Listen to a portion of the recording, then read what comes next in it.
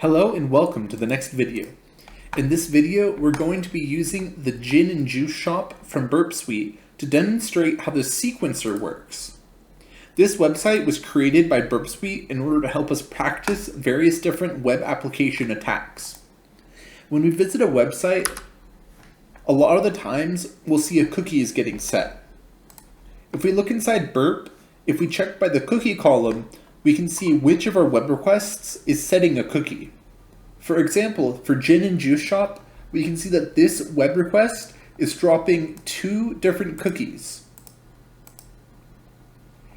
We can take this request and forward it to the sequencer.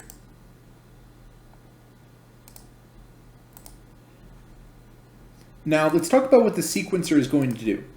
So whenever we visit the website,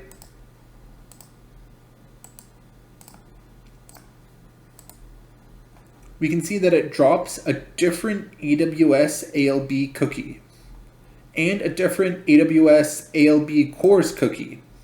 Now, right now, we're not entirely sure what this cookie is used for.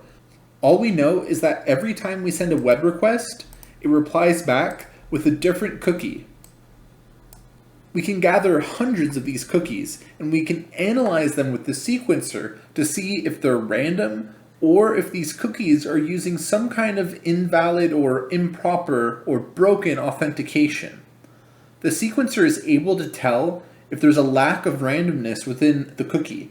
If there's a lack of randomness, then there's a sign that the cookies might not be properly encrypted. We can see our request here inside of the sequencer. We can choose which cookie we want to check the randomness of. I'll demonstrate with the first cookie, and we can start a live capture. We can see here all of the different requests that it's capturing.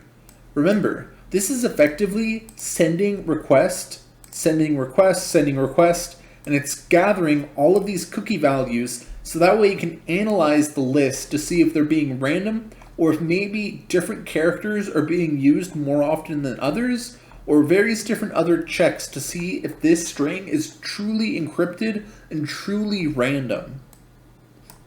After we have a few hundred tokens, we can go ahead and pause the sequencer.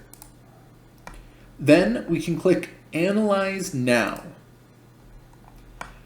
We can see here that it's saying that the randomness with this sample is excellent. If something has an excellent level of randomness, then that means that they're using a proper encryption method for their cookies. And generally, we would not be able to do any types of attacks in order to decode these cookies. We can see here that based on a sample size of 980, it says that the results of this is poor.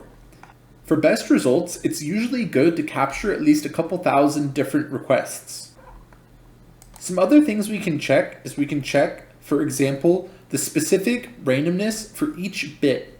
We can see here that there's a good distribution of randomness between the bits, and nothing is particularly striking here. For example, if 0 through 50 was set all the way down, then there might be something weird going on with the encryption, and we might be able to attack this. Everything with this seems fairly properly encrypted, and it does not appear like there's any way that we could attack the cookie's randomness. The sequencer is a very complicated tool to use. It's very hard to come up with a specific situation in which the sequencer might help.